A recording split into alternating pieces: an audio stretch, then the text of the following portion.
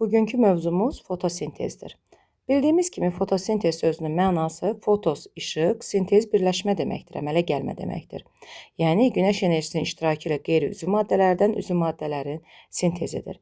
İndi baxsaq ki, biz canlılar aləmi içərisində fotosintez hansı canlılarda gedir desək, bax burada qeyd etmişik, əksər bitkilərdə, niyə bütün bitkilər demirik? Çünki onun sirtə adı keçən qızıl sarmaşıqda parazit canlı olduğuna görə fotosintez prosesi getmir. Latria, ağac sümürtkəni, bunlar parazit canlılar olduqlarına görə onlarda fotosintez prosesi həyata keçirilmir.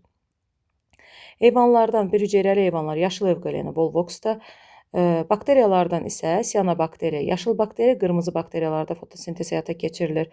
Burada biz siyanobakteriyalara göy yaşıl yosunlardır ikinci adı. Uşaqlar adətən yaşıl yosunlarla göy yaşıl yosunları qarışdırırlar. Göy sözü olmayıb təkcə yaşıl yosun desə, bildiyimiz yosunlardır. Yaşıl yosunlar bir hüceyrəli, çox hüceyrəli yaşıl yosunlardır.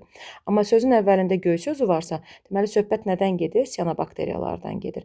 Bəs yaxşı, fotosintez prosesi bu canlılarda hansı hissələrində, harda həyata keçirilir? Bildiyimiz kimi bitkiləri biz ali və ibtidai olmaqla iki yerə ayırırıq. Ali bitkilərdə, xloroplastlarda, içərisində əlbəttə ki, xlorofil pigmentində gedir. İbtidai bitkilər, yəni yosunlarda fotosintez prosesi xromatoforda, orada da xlorofil pigmenti olur ki, orada həyata keçirilir. Bəs xloroplastla xromatoforun fərqi nədir? Xloroplast iki membranlıdır, daha mürəkkəb quruluşa malikdir. Xromatofor isə bir membranlıdır, daha sadə quruluşa malikdir. Heyvanlarda da yenə xromatofor var. Orada həyata keçirilir fotosintez, yenə də orada xlorofil pigmenti var. Bakteriyalarda isə təkcə xlorofil pigmenti var. O da ya sərbəst halda stoplazmada, ya da fotosintez edici membranda yerləşmiş olur. Testlərdə düşsə ki, sizə xlorofili olan bütün canlılarda fotosintez gedirmi? Bəli. Çünki yəni, fotosintez prosesi xlorofil pigmentində həyata keçirilir. Bir də soruşula bilər ki, hansı prokaryotlarda, məsəl üçün prokaryot canlılardan, bakteriyalarda, bildiyimiz kimi bakteriyalar prokaryot canlılara aiddir. Onlarda fotosintez gedir. Məsəl üçün bir hüceyrəli canlılardan bitkilərin bir hüceyrəlilərini, bunlar özü yaşıl evqaleni Volvox bir hüceyrəlidir. Onların adını qeyd edə bilərik. Fotosintezə biz bugün öyrənəcəyimiz fotosintez prosesi məhz xloroplastlarda gedən fotosintez prosesidir, yəni ali bitkilərdə. Bundan ona görə də biz xloroplastın quruluşunu nəzərdən keçirsək. Bildiyimiz kimi xloroplast iki membranlı hüceyrə orqanoidlərinə aiddir.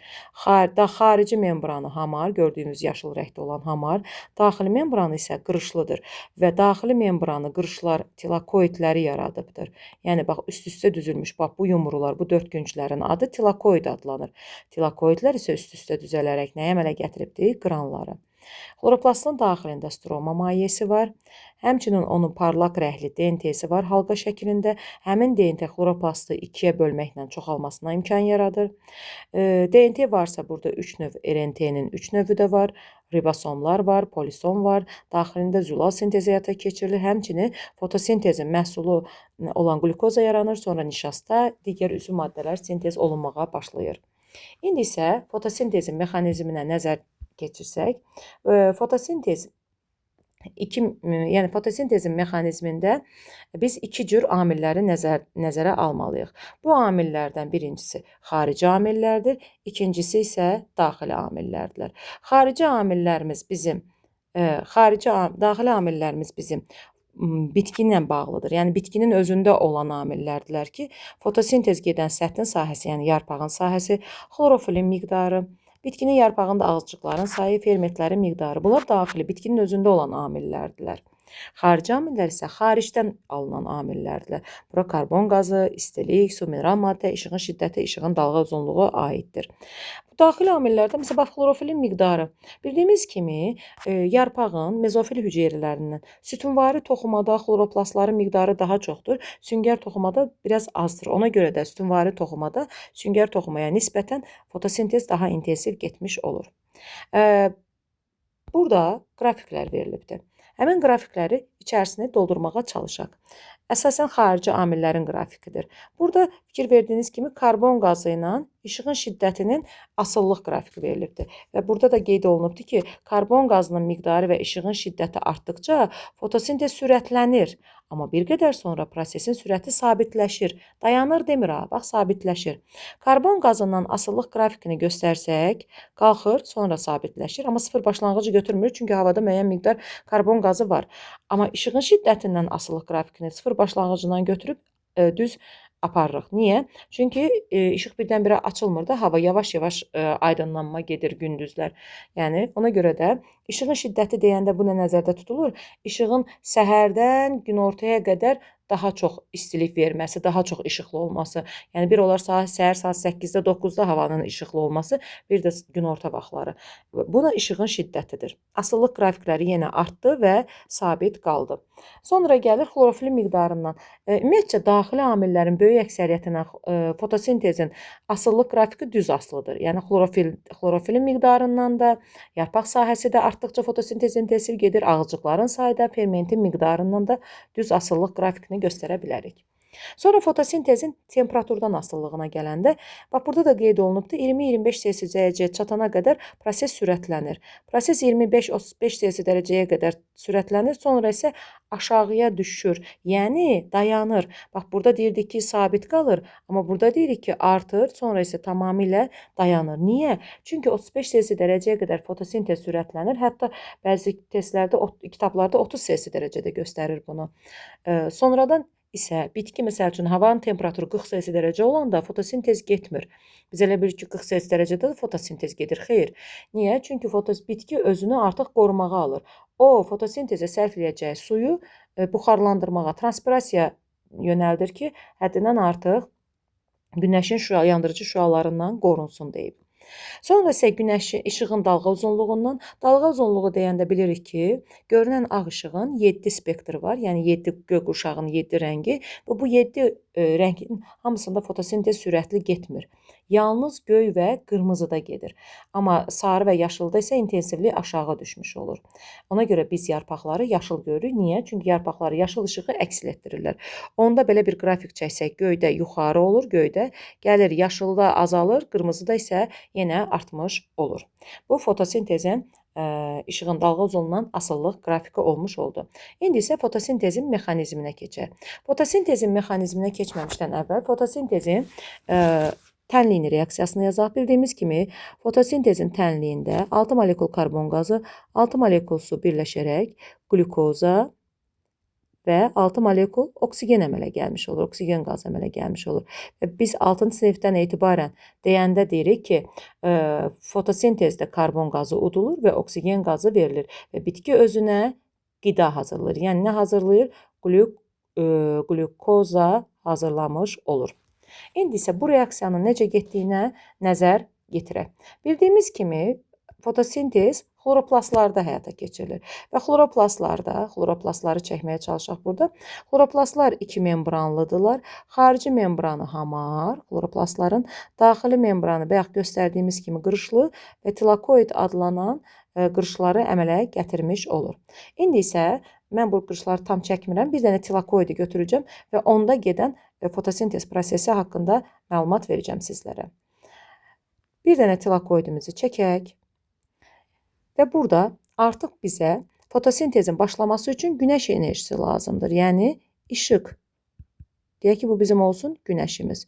Və günəşdən işıq gəlir, düşür.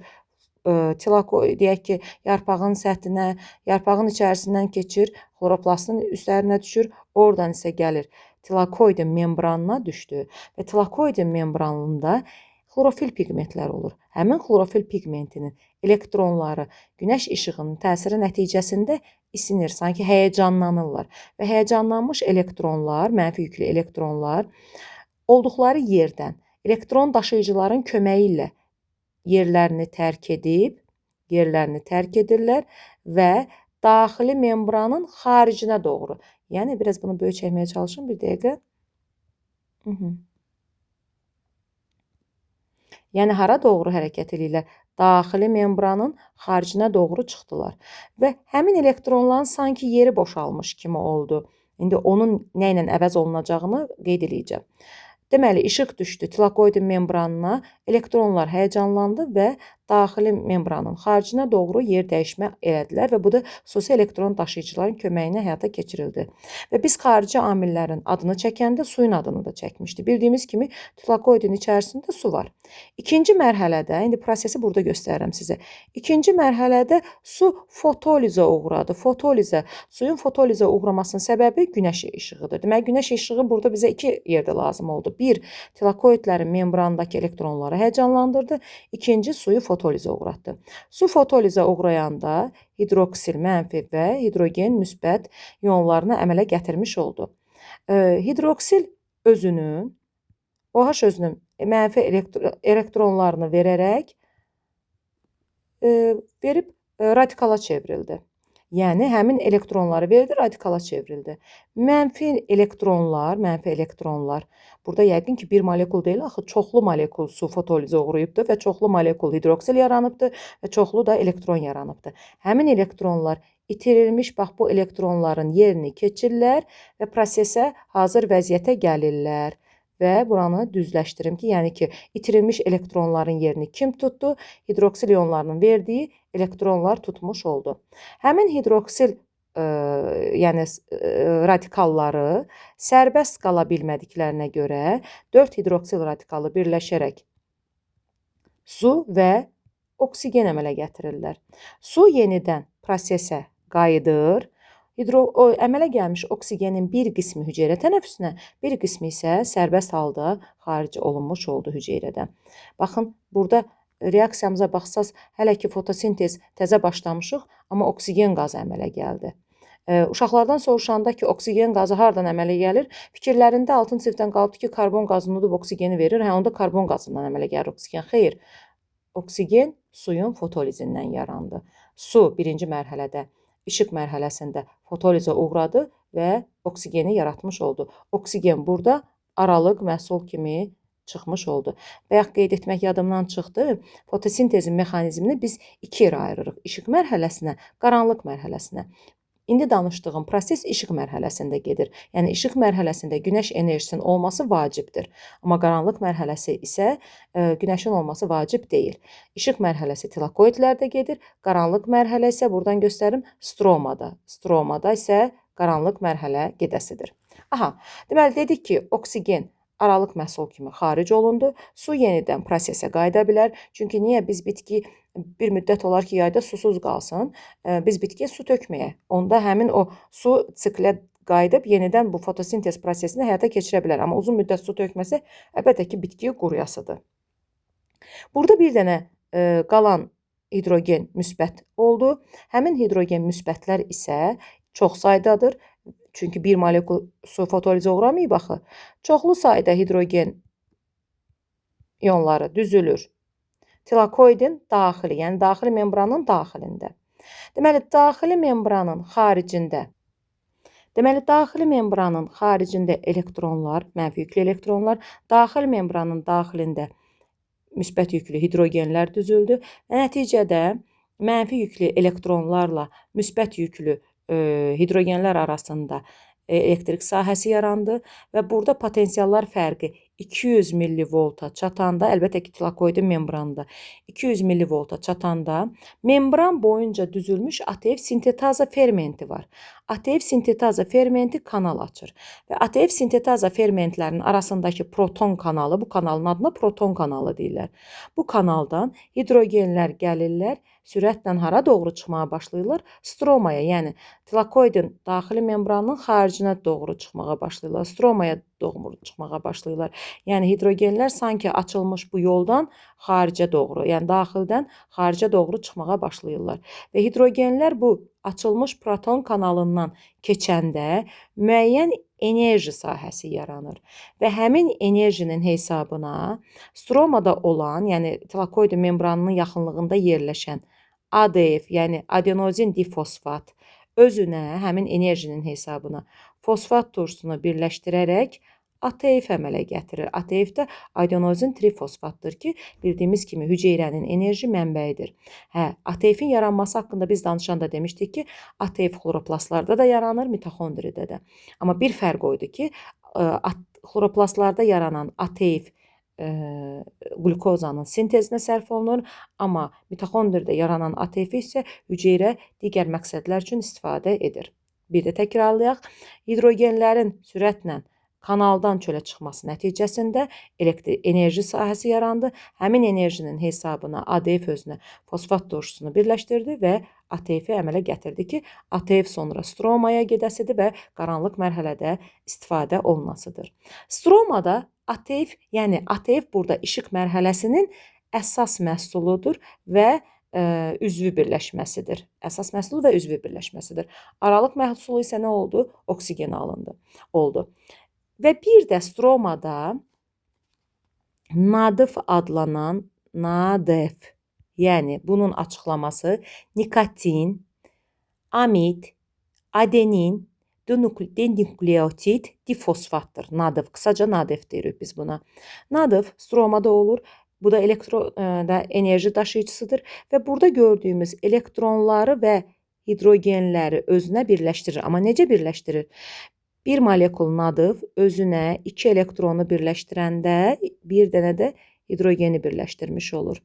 Və hidrogeni birləşdirir və nəyə çevrilmiş olur? NADF H-a çevrilmiş olur. NADF anı böyük yazaq, NADF H-a çevrilmiş olur ki, bu da yenə də stromaya gedəsidir və qaranlıq mərhələdə istifadə olunasıdır. Və beləliklə işıq mərhələsində nə əmələ gəldi? Molekulyar oksigen, ATF sintez olundu və hidrogen atomları alındı ki, o da yenə də NADF H-a birləşib stromaya doğru hərəkətlədi ki, qaranlıq mərhələdə istifadə olunmağa.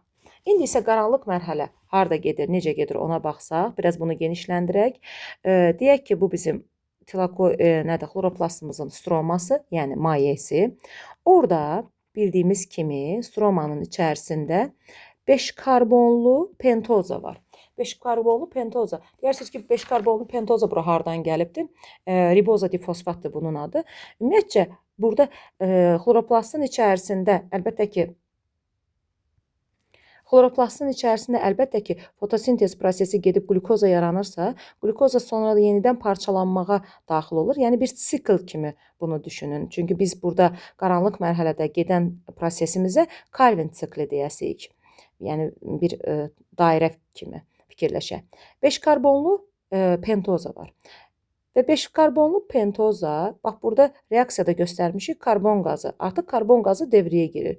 Hüceyrə, bitki çöldən karbon qazını udur və həmin karbon qazı gəlib 5 karbonlu pentoza ilə birləşərək 6 karbonlu karbohidrat əmələ gətirir. Həmin 6 karbonlu karbohidrat davamsız birləşmə olduğuna görə 2 dənə 3 karbonlu karbohidrata parçalanır.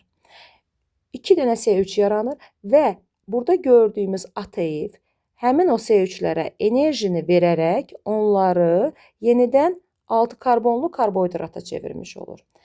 Bax, buradakı 6 karbonlu karbohidratla buradakı 6 karbonlu karbohidratın fərqi ondan ibarətdir ki, bu davamsızdır, enerjisizdir. Bu isə davamlı və enerjili karbohidratdır.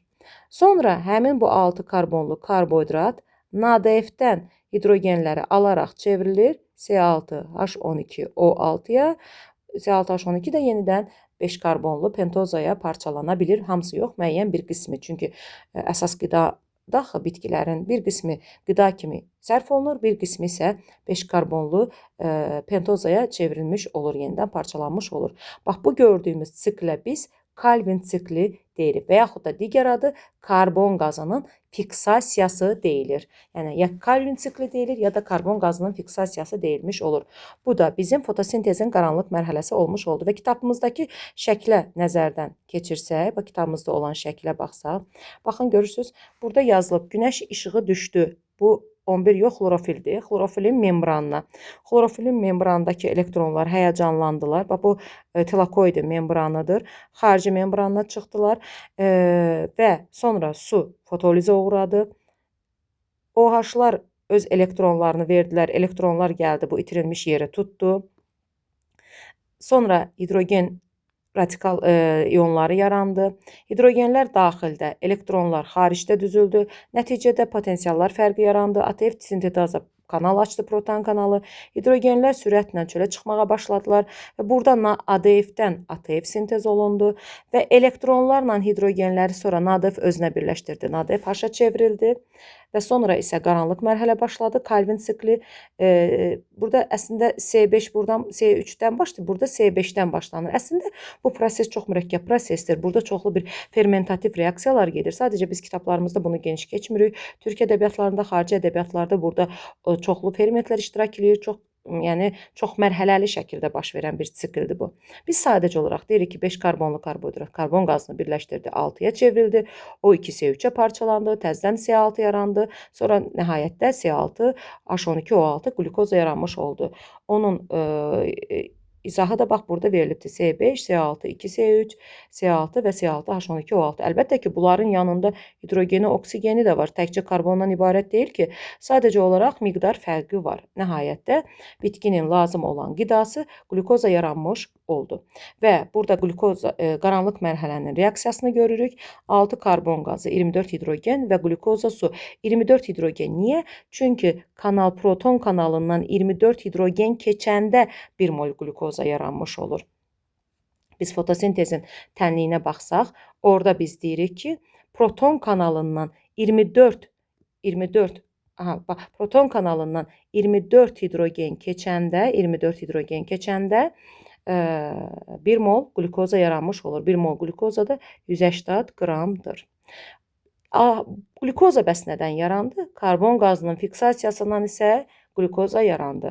Demək, fotosintezin reaksiyasında, tənliyində suyun fotolizindən oksigen yarandı. Karbon qazının fiksasiyasından isə glukoza, üzüm maddəmiz, bitkinin əsas qidası glukoza yaranmış oldu.